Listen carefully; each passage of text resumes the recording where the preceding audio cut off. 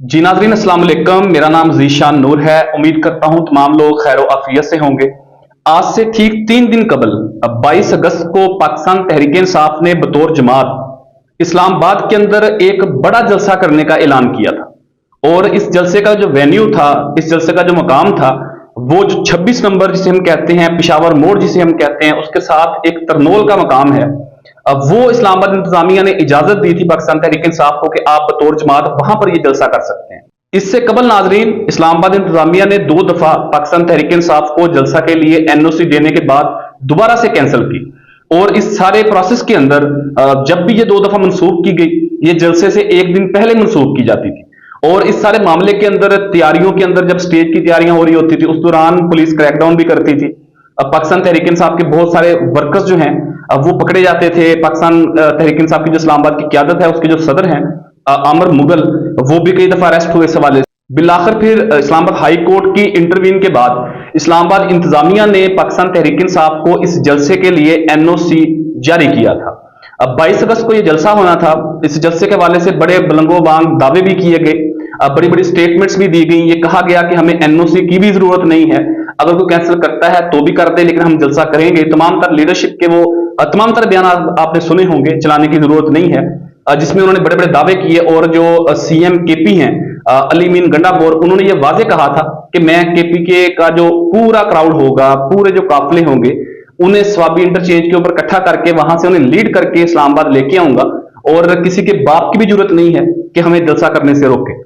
फिर आपने देखा होगा कि 21 अगस्त को एक दिन पहले जलसे से इस्लामाबाद की इंतजामिया ने दोबारा से ये एनओसी मंसूख कर दिया था, और उसको लिंक किया था कि 22 अगस्त को यानी कि जलसे वाले दिन पाकिस्तान की सबसे बड़ी अदालत अदालत उज़्मा यानी कि सुप्रीम कोर्ट के अंदर एक खत्म नबूवत के हवाले से एक बड़ा इंपॉर्टेंट केस था, जिसकी समाअत होनी थी। और मजहबी जमातों ने भी सुप्रीम कोर्ट ऑफ पाकिस्तान की गिरद गिराव करने की या डी चौक के ऊपर आने की कॉल दे रखी थी, जिसको उन्होंने जवाब बनाकर यह कहा कि तसादुम का खदशा है, जिस वजह से हम ये एनओसी मनसूख कर रहे हैं। हालांकि ज़हनी तौर के ऊपर तैयार थी इस्लामाबाद इंतजामिया कि पाकिस्तान तहरीक इंसाफ हर सूरत ये जलसा करेगी, क्योंकि उन्होंने इस्लामाबाद के तमाम जो निजी और सरकारी स्कूल थे, कॉलेजेस थे, उन्हें भी उन्होंने उस दिन छुट्टी दी थी। और जो मेट्रो सर्विस है जो पिंडी से इस्लामाबाद सेक्रेटेरिएट तक आती है, वो भी उस दिन उन्होंने मनसूख कर दी थी। तो इंतजामिया तो ज़हनी तौर के ऊपर पूरी तरह तैयार थी कि एनओसी मनसूख होने के बाद भी पाकिस्तान तहरीक इंसाफ ही शायद ये जलसा करेगी।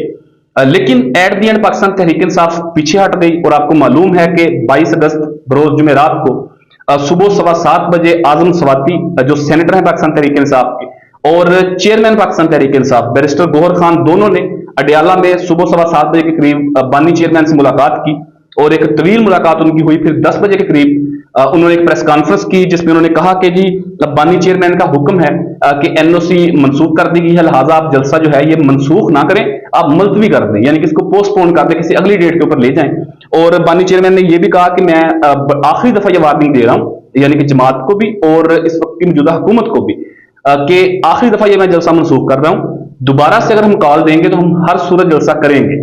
अगर कोई एनओसी नहीं देगा तो भी करेंगे, एनओसी देगा तो भी करेंगे। इसके सारे मामले के अंदर अगर कोई तसादुम होता है, कोई नुकसान होता है, तो उसकी जिम्मेदारी भी उन्होंने मौजूदा हुकूमत के ऊपर डाली थी।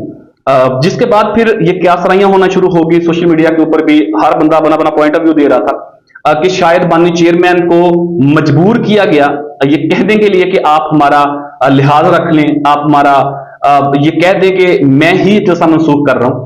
और जिसके बाद फिर उसी दिन यानी कि 22 अगस्त को सेनेटर डॉक्टर मोहम्मद हमायूं मोहम्मद जो हैं, वो काजी अनवर साहब के साथ अडयाला जेल के अंदर बानी चेयरमैन से मिले। और बानी चेयरमैन ने वहां पर क्लियर उन्हें यह कहा कि मुझे जो ब्रीफ किया गया, कि बताया गया, उसके मुताबिक बेहतर यही था कि मैं अपनी अवाम को, अपने वोटर सपोर्टर को, ऑब्वियसली वोटर सपोर्टर ने जलसे के अंदर आना था, मैं उनको किसी तसादम के अंदर नहीं धकेलना चाहता। तो ये तमाम तर चीजें हो गई। इसके ऊपर मुख्य तरह की क्या सराइयां हो रही थी। कुछ लोग ये क्लेम कर रहे थे कि शायद रियासत की तरफ से यानी कि हुकूमत की तरफ से, अदारों की तरफ से ये राब्ता किया गया बानी चेयरमैन से, क्योंकि ये गैर मामूली चीज थी। अगर हम अडयाला की बात करें, अडयाला से हट के जितनी भी सेंटर जेल होती हैं, उसके अंदर जो मुलाकातों का टाइम है वो सुपरिटेंडेंट जेल जो है वो फाइनल करते हैं। और मामूली तौर के ऊपर ये 9 बजे के बाद ही मुलाकातों का सिलसिला शुरू होता है, लेकिन उस दिन 7:15 बजे जेल खुली और सेनेटर आजम स्वाति बानी चेयरमैन से मिले, और किसकी सहूलतकारी से मिले, किन्होंने इस चीज को अरेंज करा के दी मुलाकात, ये गुत्थी जो है वो अभी तक नहीं सुलझ सकी। क्योंकि कुछ लोगों ने ये क्लेम किया कि बानी चेयरमैन को पहले रात गए, यानी कि 21 अगस्त की रात गई, उन्हें ब्रीफ किया गया, उन्हें बताया गया कि हालात ठीक नहीं है, आप किसी से भी कंफर्म कर सकते हैं और उसके बाद आप जलसा मनसूखी का ऐलान करें। लेकिन फिर हुकूमत साइड से भी एक वर्जन आया और हुकूमत ने कहा कि हमने जो है वो राब्ता किया था CMKP से, यानी कि अली मीन गंडापुर से मौजूदा वफाकी हुकूमत ने राब्ता किया था और ये कहा था कि आप इस जलसे को मनसूख करें। खैर ये तमाम था स्टोरी तो वो है जो 22 अगस्त के जलसे के हवाले से थी, आपने बहुत सारी चीजें सुनी भी होंगी। लेकिन उसके बाद जिस दिन उनकी मुलाकात हुई थी, यानी कि जलसे वाले दिन उनकी मुलाकात हुई थी सेनेटर हुमायूं मोहम्मद साहब से, और उसमें जो उन्होंने एक बात की थी वो बड़ी इंपॉर्टेंट थी। बानी चेयरमैन ने उस मुलाकात के अंदर, क्योंकि ये बात जो है वो सेनेटर डॉक्टर हुमायूं मोहम्मद ने मुख्तलिफ टॉक शो के अंदर जिक्र किया और उन्होंने ये क्लियर किया कि जिस दिन उनकी मुलाकात हुई है बानी चेयरमैन से, बानी चेयरमैन ने ये कहा कि 3 चीजों के ऊपर मैं बिल्कुल कंप्रोमाइज नहीं कर सकता और आप जाकर मेरी क़यादत को, यानी कि मेरी जमात के जितने भी ये सारे लोग हैं, इनको आप बता दें कि एक लाहौर का जलसा, दूसरा इस्लामाबाद का जलसा और तीसरा जो मखसूस नशिस्तें हैं जो 12 जुलाई को सुप्रीम कोर्ट ऑफ पाकिस्तान के 8-5 के तनासब से फैसला आया था, इन तीनों चीजों के ऊपर अगर कोई मेरे साथ खड़ा होना चाहता है तो हो जाए, नहीं होना चाहता तो मुझे उसकी कोई जरूरत नहीं है। इस सारी बात को सुनने के बाद आप ये तो जान चुके होंगे कि बानी चेयरमैन जो इमरान खान है उनके नजदीक ये तीनों चीजें कितनी इंपॉर्टेंट हैं, यानी कि लाहौर का जलसा, इस्लामाबाद का जलसा और मखसूस नशिस्तों के हवाले से एहतजाज की कॉल। ये तीनों चीजें इसलिए नाज़रीन इंपॉर्टेंट हैं कि ये तीनों चीजें करना कोई आसान नहीं है।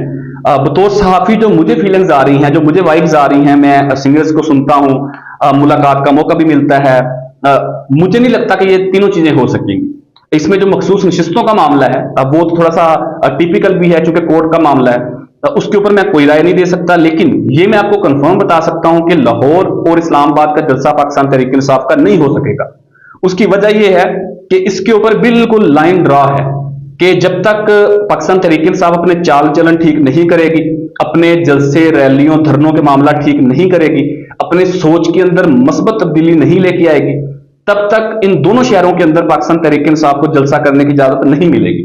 और जो बानी चेयरमैन ने दोबारा डेट दी थी और सेनेटर आजम स्वाति ने प्रेस कॉन्फ्रेंस में आपको बताई थी, उसके मुताबिक 27 अगस्त को लाहौर के अंदर पाकिस्तान तहरीक इंसाफ ने जलसा करना था, यानी कि आज से ठीक 3 दिन बाद जो है वो लाहौर के अंदर जलसा करना था। फिर 8 सितंबर को इस्लामाबाद के अंदर जलसा करना था। लेकिन जो 27 अगस्त का जलसा है लाहौर का, उस हवाले से अब खबरें यूं मसूल हो रही हैं और बहुत सारे लोग इस बात को कंफर्म कर रहे हैं कि पाकिस्तान तहरीक इंसाफ वो जलसा मुखर करने जा रही है, यानी कि उस जलसे की कोई तैयारी नहीं हो रही, ऑन ग्राउंड कोई इस तरह की सूरत नजर नहीं आ रही कि पाकिस्तान तहरीक इंसाफ 27 अगस्त को यह जलसा करेगी। तो बाहर तो ये लगता है कि 27 का जलसा नहीं होगा और मेरी इतलात के मुताबिक जो मुझे खबर है वो ये है कि 27 का जलसा भी नहीं हो रहा और 8 सितंबर का इस्लामाबाद का भी पाकिस्तान तहरीक इंसाफ का जलसा नहीं हो सकता। लेकिन नाज़रीन इसके साथ ही सवाल ये खड़ा होता है कि जो इस वक्त पाकिस्तान तहरीक इंसाफ की तमाम क़यादत है वो क्या कर रही है, यानी कि वो बानी चेयरमैन पाकिस्तान तहरीक इंसाफ के हवाले से कोई इंगेजमेंट नहीं कर रही। इंगेजमेंट और चीज होती है, डील और चीज होती है, इसको डील से तशबीह नहीं देनी चाहिए। इंगेजमेंट का मतलब होता है कि बैठ के बात करना और बात का कोई हल निकालने की कोशिश करना, और इंगेजमेंट करने के अंदर कोई दो राय नहीं होनी चाहिए, इंगेजमेंट हो सकती है। लेकिन जो मौजूदा क़यादत है इस वक्त पाकिस्तान तहरीक इंसाफ की, वो बिल्कुल ठीक है, वो उनकी स्टेटमेंट्स आती हैं, वो कोई पावर शो नहीं कर पा रही और कोई इस तरह का लाया अमल अभी तक वो नहीं बना सके कि जिससे नजर आए कि यार बानी चेयरमैन इतने दिनों तक या इतने महीनों तक जेल से बाहर आ सकते हैं। लेकिन यहां पर यह भी सवाल खड़ा होता है कि इस वक्त जो पाकिस्तान तहरीक इंसाफ की पूरी सियासत है और ये जो पूरी एक अंपायर खड़ी की गई है, ये सिर्फ एक बंदे के नाम के ऊपर खड़ी है, उसका नाम है बानी चेयरमैन पाकिस्तान तहरीक इंसाफ। लेकिन वो इस वक्त अडयाला जेल के अंदर कैद हैं और मुस्तकबिल करीब के अंदर वो नजर नहीं आते कि वो पाकिस्तान की अडयाला जेल से बाहर आ सकेंगे। लेकिन क़यादत के ऊपर बड़े सारे सवालात खड़े हो रहे हैं और लोग सवालात कर भी रहे हैं कि क़यादत इस वक्त क्या कर रही है।